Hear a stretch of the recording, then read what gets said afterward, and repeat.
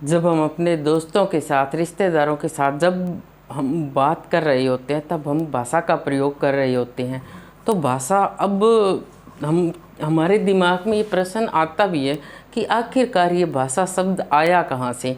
जैसे कि हमारे विश्व की लगभग सभी भाषाओं का विकास संस्कृत भाषा से हुआ माना जाता है। संस्कृत, जो हमारी संस्कृत भाषा है, ये विश्व की प्राचीनतम भाषाओं में से एक है और इससे लगभग विश्व की सभी भाषाओं का विकास हुआ है। और हमें इस बात का मुझे बहुत गर्व महसूस होता है कि हमारे देश की में कभी संस्कृत जैसी भाषा रही थी और अब भी हमें संस्कृत भाषा को बढ़ावा देना चाहिए। जैसे भाषा शब्द की उत्पत्ति हुई है संस्कृत की भाष धातु से। संस्कृत की जो भाष धातु है उससे भाषा शब्द की उत्पत्ति हुई है। भाष शब्द, ये जो भाष धातु है, इसका अर्थ होता है बोलना। भाषा का प्रयोग हम मोस्ट ऑफ बोलकर ही कर रहे होते हैं। लिखित रूप का प्रयोग होता भी बहुत कम है। तो लिखित रूप बाद में आया था, लिखने का विकास बाद में हुआ था। पहले हमारा जितना बोल कर ही आपस में विचारों का आदान प्रदान होता था। जैसे टीचर पढ़ाते थे तब वो मौखिक रूप में सारी बातें चली आ रही होती थी और लिखित रूप बाद में विकसित हुआ है। जैसे हड़प्पा सभ्यता है, हड़प्पा सभ्यता की अब क्या है कि वो उसकी लिपि को अभी तक पढ़ा नहीं गया है और जब उसकी लिपि को नहीं पढ़ा गया है तो उसके बारे में जानकारी इकट्ठा करना काफ़ी मुश्किल है। यदि वो भाषा हमें पढ़नी आ जाए, वो जिस भाषा का प्रयोग था, तो हड़प्पा सभ्यता को समझना बहुत आसान हो जाएगा। तो भाषा क्या होती है कि भाषा दैनिक जीवन में आसानी लाती है। भाषा चीज़ों को आसान कर देती है। भाषा के माध्यम से किसी भी चीज़ के बारे में जानना, जो भी जानकारी इकट्ठी करना, या यूँ कह लें कि जो हम डेली का जो हमारा व्यवहार होता है वो काफ़ी आसान हो जाता है। सपोज करें कि हम डेली भाषा का हम बोल लेना तो जीवन में बहुत मुश्किल हो जाएगी। हम जहाँ पे काम कर रहे होते हैं वहाँ पे भी भाषा का प्रयोग कर रहे होते हैं, बगैर बोले हमारे काम होना बहुत मुश्किल है। जैसे हम सुबह उठते हैं तो उस वक्त से हम भाषा का प्रयोग कर देते हैं और जब शाम को जब हम सोते हैं तब तक भाषा का प्रयोग चलता रहता है। संप्रेषण में होता है, संप्रेषण में यानी कि आपस में जब हम बातचीत करते हैं तब हम क्या है, भाषा का प्रयोग कर रहे होते हैं। ये भाषा के प्रयोग के बगैर आपस में बातचीत संभव नहीं है। जो भावों की अभिव्यक्ति होती है, जैसे जब हम बहुत खुश होते हैं तो उस वक्त भी हम एक दूसरे से बहुत अच्छे से बात करेंगे या कुछ विश भी करेंगे, तो हमारी जो भावनाएं हैं, जैसे जो हमारी सुख की अनुभूति है, तो वो भी हम क्या है, जो हम हर्ष में होते हैं तो वो भाषा के माध्यम से करते हैं। जब हमें गुस्सा आता है तो भी हम उस गुस्से की अभिव्यक्ति भी भाषा, किसी पे बच्चे पे गुस्सा कर दिया या झगड़ भी पड़ते हैं, अकारण भी झगड़ पड़ते हैं, तो इन सब की अभिव्यक्ति, सारे भावों की अभिव्यक्ति हमारी भाषा के माध्यम से होती है। अब जैसे जिस वक्त हमारा राष्ट्रीय आंदोलन चला था, भारत की आज़ादी का आंदोलन था, तो वहाँ पे जो भाषण दिए गए, लोगों को भावनात्मक रूप से एक किया गया, तो वो क्या है, वहाँ की तब भाषा का ही सहारा लिया गया। स्थानीय जो कुछ एक क्षेत्र विशेष थे तो वहाँ पे कुछ स्थानीय भाषा का भी प्रयोग किया गया, यानी कि भावों की अभिव्यक्ति के लिए हम भाषा का सहारा लेते हैं। यानी कि जो भाषा बोलने से वहाँ के लोग भावनात्मक रूप से जुड़ जाएं, तब भी हम स्थानीय भाषा का प्रयोग कर लेते हैं। तब भी क्या है, तो भाषा ही हुई ना वो। तो भाषा भावों की अभिव्यक्ति में भी सहायक होती है। विचारों का आदान प्रदान, मैं आपसे कुछ कह रही हूँ, आप मेरी बात सुन रहे हो, तो ये विचारों का आदान प्रदान है। मैंने अपनी बात आपके सामने कही, आपने मेरी बात और आप लोगों की बात को मैंने सुना, तो वो विचारों का आदान प्रदान है। उसके लिए हम क्या है, भाषा का ही प्रयोग कर रहे हैं। दैनिक जीवन में आसानी, हमारा दैनिक जीवन इससे काफ़ी आसान हो जाता है। अब भाषा के रूप, भाषा के दो रूप होते हैं। जैसे हम एक बोलचाल कर बोलकर अभी कर रहे हैं तो वो मौखिक रूप हो गया। एक होता है लिखकर, जब हम लिखकर कोई भी बात कहते हैं तो वो भाषा का लिखित रूप होता है। जैसे जब हम समाचार सुनते हैं तो मौखिक रूप का प्रयोग करते हैं, और जब पत्र वगैरह लिखते हैं, अखबार में जो छपी सामग्री है वो सब लिखित रूप है। किताबों में छपी हुई सामग्री भी लिखित रूप होता है। राजभाषा वह भाषा जिसमें सरकारी कामकाज होता है। 14 सितंबर 1949 को अनुच्छेद 343 के अंतर्गत हिंदी को भारत की राजभाषा बनाया गया। इस वक्त हमारे 12 राज्यों और केंद्र शासित प्रदेशों में की राजभाषा हिंदी है। वो कौन सी है? हरियाणा, हिमाचल प्रदेश, उत्तर प्रदेश, उत्तराखंड, झारखंड, बिहार, राजस्थान, मध्य प्रदेश, चंडीगढ़, छत्तीसगढ़, दिल्ली, अंडमान और निकोबार। इन 12 राज्यों और केंद्र शासित प्रदेशों की राजभाषा हिंदी है। जैसे हरियाणा, अपने हरियाणा में, मैं हरियाणा से ही आती हूँ तो यहाँ पे हिंदी बोली जाती है ज़्यादातर। हिमाचल प्रदेश है, यहाँ पे भी हिंदी बोली जाती है। उत्तराखंड, उत्तर प्रदेश, उत्तराखंड, यहाँ प्योर हिंदी बोली जाती है। तो ऐसे हमें याद भी रह जाएगा कि यहाँ की राजभाषा हिंदी है। झारखंड, बिहार, यहाँ पे भी हिंदी भाषा का ज़्यादा प्रयोग होता है। तो ये 12 राज्यों और केंद्र शासित प्रदेशों की राजभाषा हिंदी है। कितने राज्यों और केंद्र शासित प्रदेशों की राजभाषा हिंदी है? 12 राज्यों और केंद्र शासित प्रदेशों की राजभाषा हिंदी है। अब आती है राष्ट्रभाषा। राष्ट्रभाषा वह भाषा जिस भाषा का प्रयोग उस देश के अधिकतर लोग करते हैं, वो राष्ट्रभाषा होती है। और जो राष्ट्रभाषा होती है ये हमें भावनात्मक रूप से भी जोड़े रखती है, क्योंकि इस भाषा को बहुत सारे लोग बोलते हैं, समझते हैं। तो इस भाषा में यदि कोई भाषण दिया जाए और उससे लोगों में भावनात्मक जो है, भावनात्मक रूप से उन्हें एकता के सूत्र में बांधना बहुत आसान हो जाता है। जैसे सुभाष चंद्र बोस कहते थे, तुम मुझे खून दो मैं तुम्हें आज़ादी दूंगा। तो लोग क्या थे, उनके भाषण सुन करके देश के लिए न्यौछावर होने के लिए तैयार होते थे। तो ये जो राष्ट्रभाषा होती है वो देश के लोगों को एकता के सूत्र में भी बांधे रखती है। जैसे हिंदी क्या है? राष्ट्रभाषा है। बोली होती है भाषा का स्थानीय रूप। जब हम देखते हैं देश के अलग अलग हिस्सों में जाते हैं तो वहाँ पे थोड़ी थोड़ी दूर में जो भाषा का अलग रूप हमें देखने को मिलता है स्थानीय रूप में। तो वो स्थानीय जब रूप होता है भाषा का वो बोली कहलाता है। मातृभाषा वह भाषा होती है जो बच्चा अपने परिवार में, घर में और जो आस पड़ोस से जो भाषा बच्चा सीखता है वो मातृभाषा होती है। और मातृभाषा जैसे जो बच्चा माँ से भाषा सीखता है, तो हमें पता है बच्चे की माँ भी वही भाषा बोलेगी जो भाषा वहाँ के आस पड़ोस में बोल रहे हैं। ऐसा तो नहीं है कि माँ की भाषा अलग होगी। जिस माहौल में माँ रह रही है वही भाषा माँ बोलेगी। यानी कि बच्चा जो भाषा माँ से सीखता है वो भाषा मातृभाषा होती है। हिंदी, संस्कृत, मराठी, नेपाली, इन भाषाओं को जब हम लिखते हैं तो इनका लिखने का लगभग तरीका एक जैसा ही है, थोड़ा बहुत परिवर्तन है। जो लिखने का जो ढंग है वो बिल्कुल सेम है, परंतु जब हम अंग्रेजी को लिखते हैं तो वो हिंदी की तरह नहीं लिखी जाती। इस वजह से वो भाषा हमें बहुत कम आती है। पंजाबी है, पंजाबी को भी हम अलग तरीके से लिखते हैं। पंजाबी भाषा तो उर्दू फारसी और ये भाषाएं हैं, इनको भी हम अलग अलग तरीके से लिखते हैं।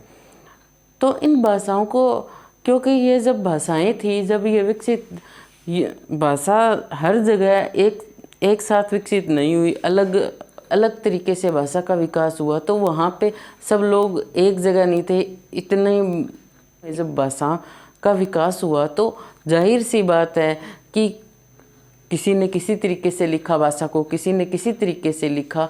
तो जो भाषा का लिखने का ढंग था वो हर जगह एक समान नहीं था, अलग अलग भी रहा। तो जो भाषा का लिखने का ढंग है वो लिपि कहलाता है। भाषा के लिखने के ढंग को क्या कहते हैं हम? लिपि। यानी कि अलग अलग जगह अलग अलग लिपियाँ रही, तो अलग अलग भाषाओं की अलग अलग लिपि होती है। कुछ भाषाओं की कुछ 2-3 भाषाओं की या ज़्यादा भाषाओं की लिपि एक भी हो सकती है। लिपि पहले लिपि होती क्या है, जो लिखने का ढंग है उसे लिपि कहते हैं। लिपि क्या होती है, लिखने का जो ढंग है उसे लिपि कहते हैं। हम किस तरीके से लिख रहे हैं किसी भाषा को, वो लिपि है।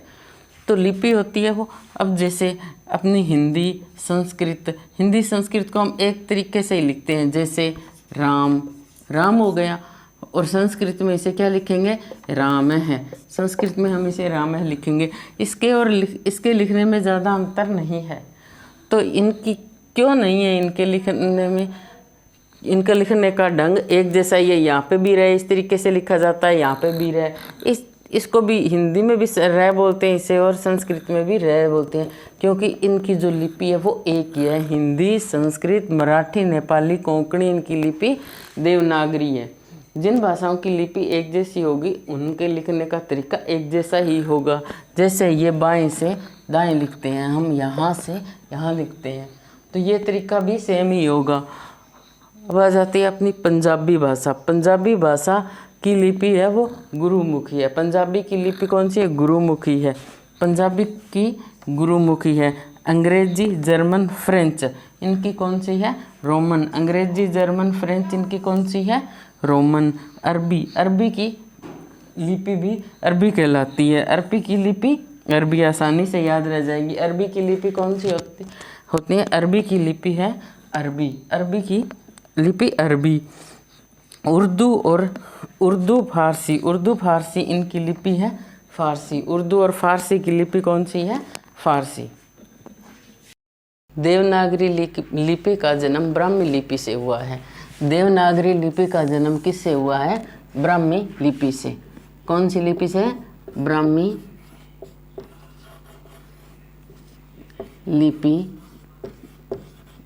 लिपि से। अरबी और फारसी लिपियों का जन्म हुआ है खरोष्टी लिपि से। अरबी और फारसी इनका जन्म किससे हुआ है, खरोष्टी लिपि से। खरोष्टी लिपि से। संपर्क भाषा कौन सी भाषा होती है, विभिन्न देशों के लोग जब आपसी संपर्क के लिए जिस भाषा का प्रयोग करते हैं वह संपर्क भाषा होती है। विभिन्न देशों के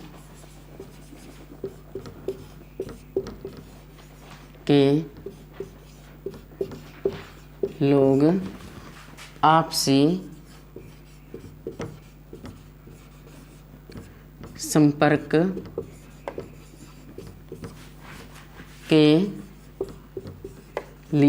लिए जिस भाषा का प्रयोग करते हैं वह संपर्क भाषा होती है। जिस भाषा का प्रयोग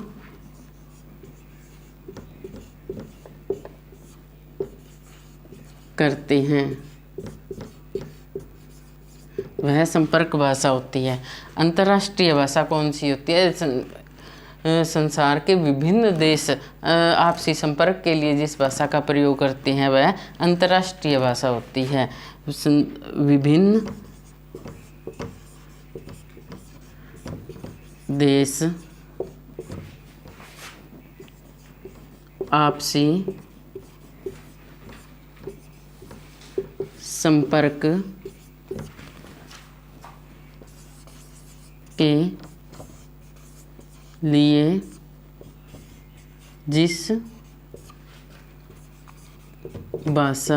भाषा का प्रयोग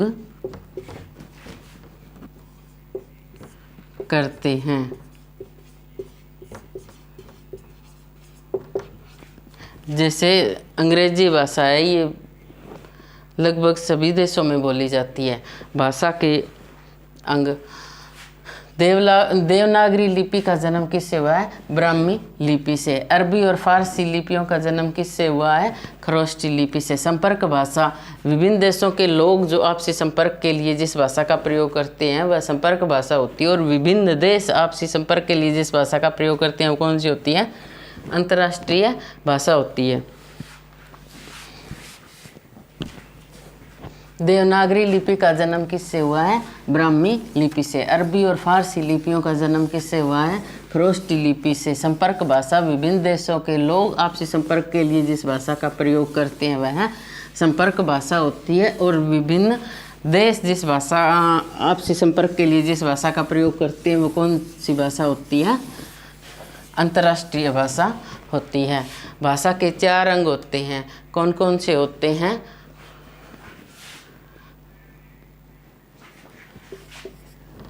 वर्ण, दूसरा होता है शब्द। भाषा के 4 अंग होते हैं, कौन कौन से होते हैं? वर्ण, शब्द, पद, और चौथा है वाक्य। भाषा के कितने अंग होते हैं? भाषा के 4 अंग होते हैं। भाषा के कितने अंग होते हैं? 4 अंग होते हैं। कौन कौन से होते हैं? वर्ण, शब्द, पद और वाक्य।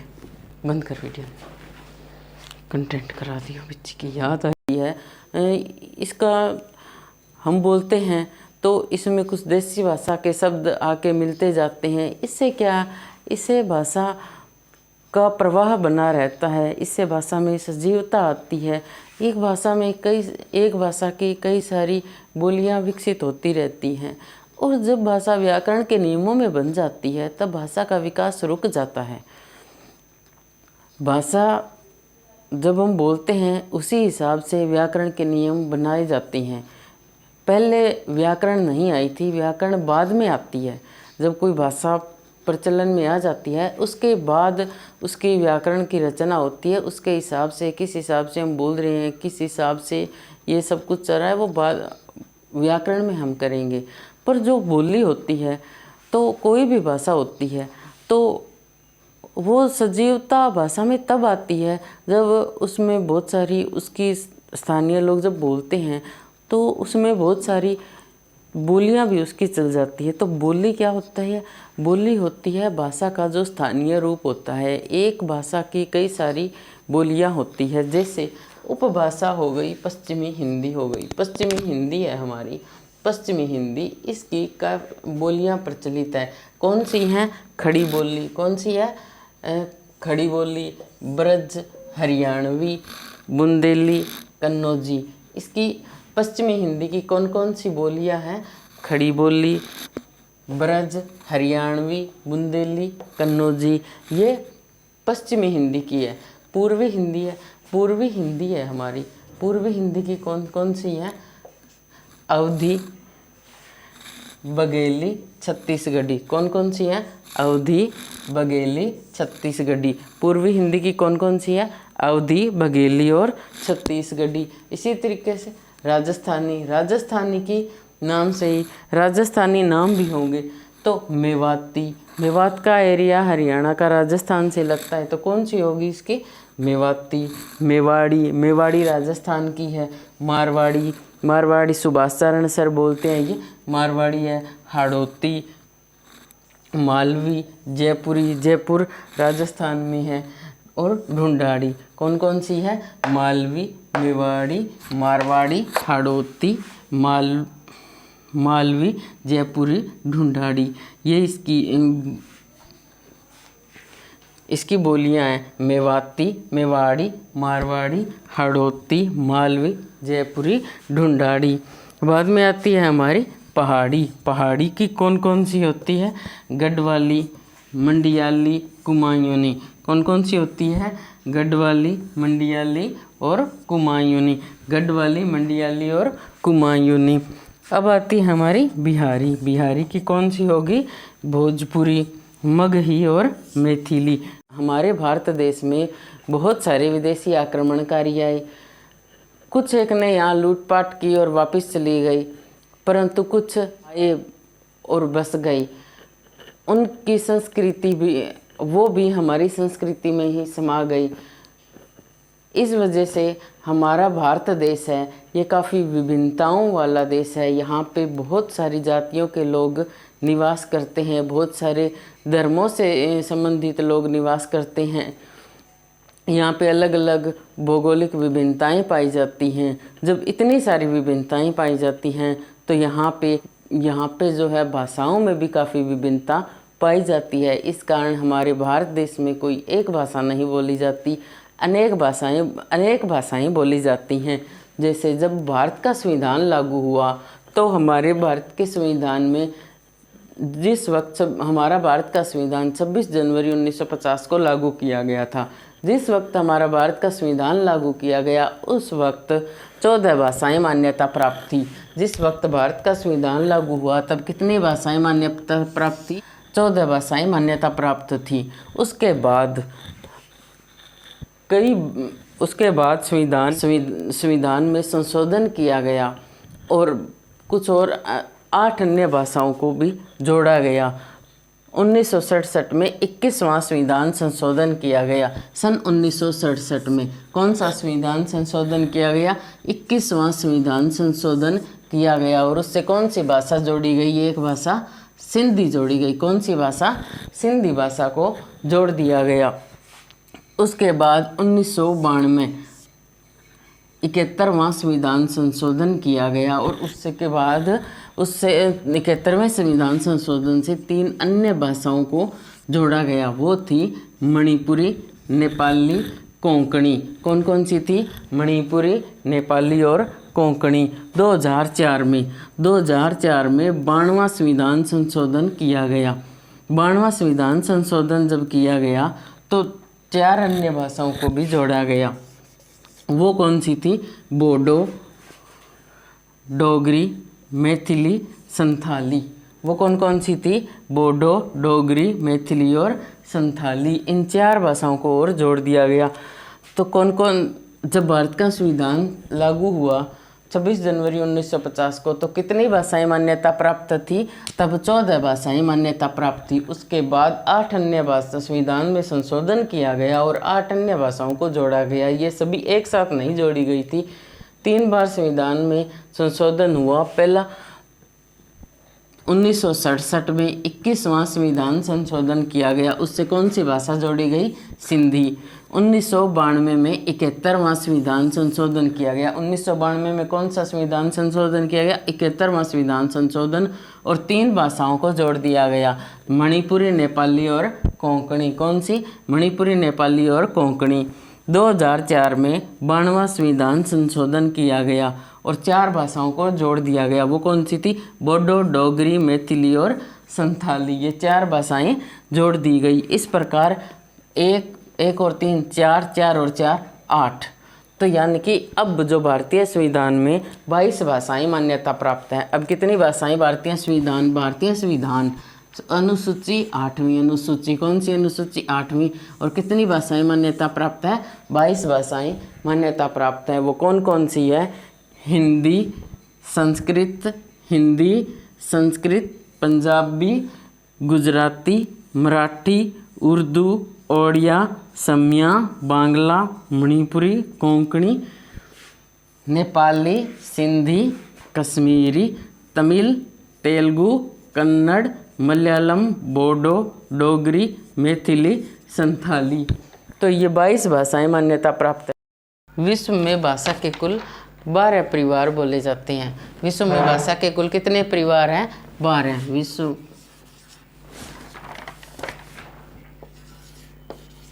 में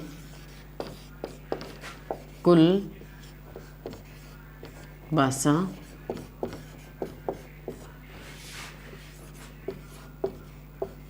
परिवार। विश्व में कुल कितने भाषा परिवार हैं?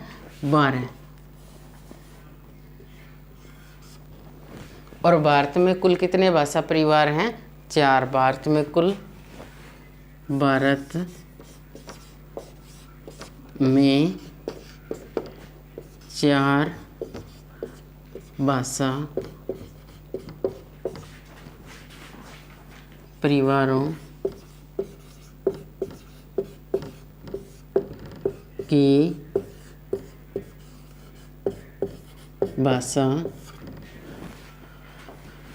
बोली जाती है। कौन कौन सी हैं वो? कौन कौन से हैं वो? एक तो है अपना बारोपीय भाषा परिवार। कौन सा है? बारोपीय भाषा परिवार। बारोपीय भाषा परिवार वो भाषा परिवार है, नाम सही है, भारत और यूरोपीय, यानी कि भारत और यूरोपीय देशों में जो भाषा बोली जाती है। भारत में कौन कौन सी बोली जाती है? हिंदी और संस्कृत, गुजराती, बांग्ला, ये हो गई। और यूरोप में कौन कौन सी बोली जाती है? अंग्रेजी, जर्मन, फ्रेंच, ये भाषा। अंग्रेजी, जर्मन,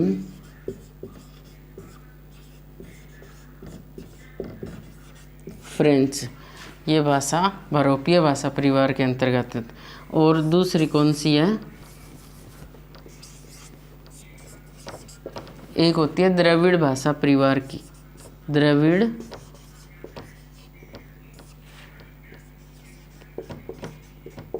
भाषा परिवार, साउथ साइड जो बोली जाती है ना, तमिल, तेलुगु, कन्नड़, और ये कौन कौन सी है? तमिल, तेलुगु इत्यादि ये जो भाषाएं हैं ये द्रविड़ भाषा परिवार की है। एक है आग्नेय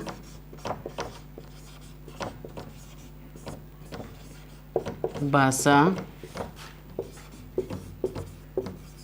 परिवार।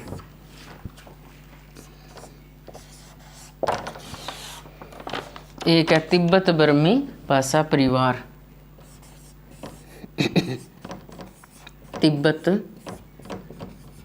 बर्मी भाषा परिवार। विश्व में भाषा के कुल कितने परिवार हैं? 12। विश्व में भाषा के कुल कितने परिवार हैं?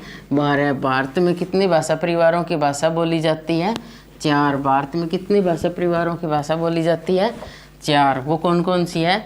बारोपीय भाषा परिवार। बारोपीय भारत और यूरोप में, जैसे भारत में कौन सी बोली जाती है? हिंदी, संस्कृत, और ये कि जापानी हो गई, और अंग्रेजी यूरोपीय देशों में बोली जाती है, जर्मन, फ्रेंच, और ये यूरोपीय देशों में। तो भारत और यूरोप में जो बोली जाती है बारोपीय भाषा परिवार। द्रविड़ साउथ साइड जो बोली जाती है तमिल, तेलुगु, कन्नड़, और ये भाषाएं। आग्नेय भाषा परिवार है, और चौथा है तिब्बत बर्मी भाषा परिवार।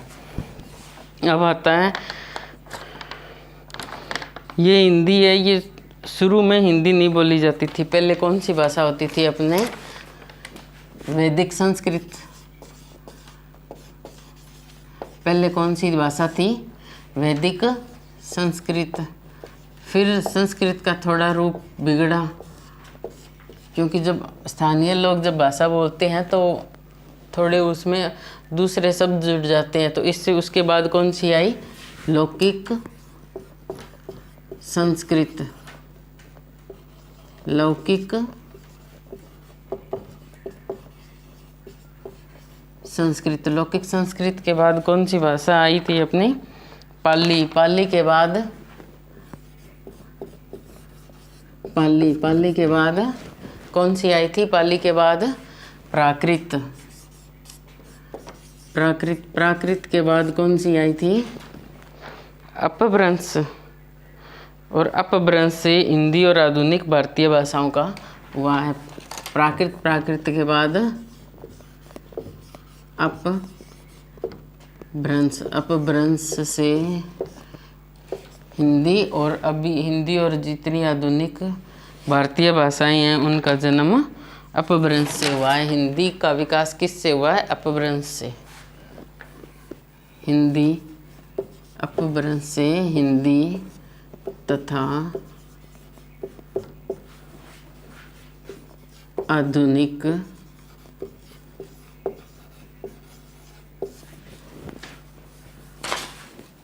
भारतीय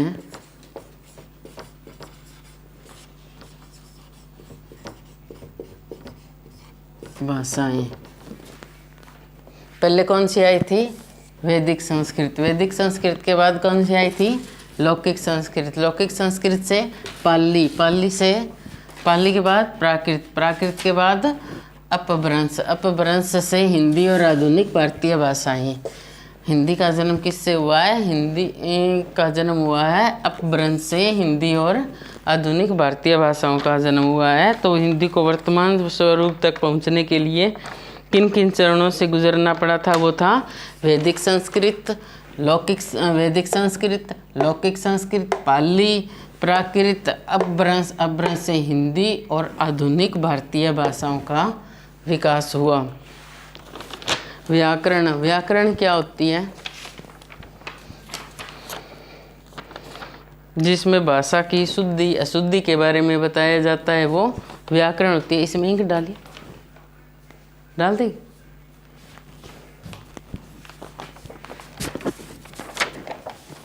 व्याकरण क्या होती है? व्याकरण में भाषा की शुद्धि और अशुद्धि के बारे में जिसमें बताया जाता है। और क्या होती है? भाषा के प्रत्येक अंग का विश्लेषण और विवेचन किया जाता है। व्याकरण किसी भाषा को अपने आदेश से नहीं चलाती है। भाषा के अंग प्रत्यंग का विश्लेषण और विवेचन व्याकरण में किया जाता है। भाषा की शुद्धि और अशुद्धि का ज्ञान कराया जाता है व्याकरण से। तो व्याकरण के बारे में चर्चा करते हैं। व्याकरण, व्याकरण की उत्पत्ति पहले देख लेते हैं। तो व्याकरण किन दो शब्दों से मिलकर बना है? तो वी प्लस आकरण, वी प्लस आकरण, फिर इसमें संधि होके, यण संधि होके ये व्याकरण बन जाता है। तो वी प्लस आकरण व्याकरण। और व्याकरण क्या होती है? तो किसी भी भाषा की व्याकरण होती है, उसमें भाषा से संबंधित नियम बताए जाते हैं, भाषा की शुद्धि अशुद्धि का ज्ञान कराया जाता है। तो व्याकरण क्या होती है? व्याकरण भाषा की शुद्धि अशुद्धि का ज्ञान कराया जाता है। और क्या होता है?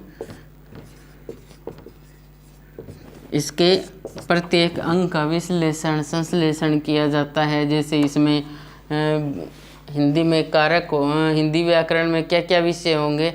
कारक होंगे और संज्ञा होगी, सर्वनाम होंगे, और कौन से हैं इसमें? इसके 4 अंग भी होते हैं। तो इसमें अंग प्रत्यंग, इसके अंग और प्रत्यंग का विश्लेषण और संश्लेषण किया जाता है। इसमें हिंदी व्याकरण में किया जाता है, क्या किया जाता है?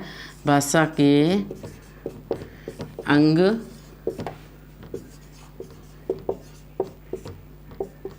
प्रत्यंग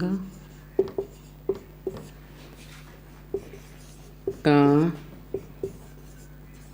विश्लेषण और संश्लेषण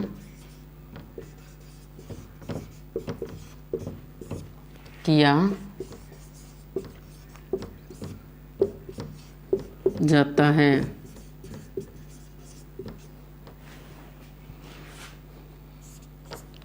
भाषा जो होती है ये व्याकरण के आदेश से नहीं चलती। भाषा व्याकरण के आदेश से नहीं चलती। क्यों नहीं चलती? भाषा व्याकरण के आदेश से इसलिए नहीं चलती क्योंकि जो व्याकरण के सभी नियम हैं हम वो इस आधार पे बनाए गए कि हम भाषा को कैसे बोल रहे हैं, उसी आधार पे भाषा के नियम हैं। ऐसे नहीं है कि व्याकरण पहले आई और बाद में कहा गया कि इस भाषा को ऐसे बोलना नहीं। जैसे लोग उस भाषा के शब्दों को बोल रहे थे ऐसे ही संधि के नियम हैं, ऐसे ही सभी चीज़ों के जो नियम हैं, जैसे हम भाषा को बोल रहे हैं उसी हिसाब से ये नियम होते हैं। जैसे संधि में होते हैं। वर्षा प्लस ऋतु वर्षा ऋतु, वर्षा प्लस ऋतु वर्षा ऋतु, वर्ष, तो ये इस हिसाब से वर्षा ऋतु। तो ये सब नियम हमारे बोलचाल में थे, इसलिए इन्हें अपनाया गया है। तो व्याकरण क्या होते हैं? व्याकरण है वी प्लस आकरण। तो ये इन दो शब्दों से मिलकर हुई है वी प्लस आकरण से। भाषा की शुद्धि अशुद्धि का ज्ञान किस में कराया जाता है? व्याकरण में। व्याकरण है क्या? इसमें भाषा की शुद्धि अशुद्धि का ज्ञान कराया जाता है, इसके अंग प्रत्यंग का विश्लेषण और संश्लेषण किया जाता है। और क्या किया जाता है? इसमें भाषा जो होती है वो व्याकरण के आदेश से नहीं चलती।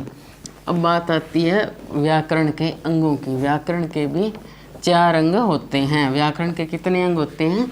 4 अंग होते हैं। वो होते हैं वर्ण विचार, शब्द विचार, पद विचार और वाक्य विचार। व्याकरण के कितने अंग होते हैं? 4 अंग होते हैं। तो व्याकरण के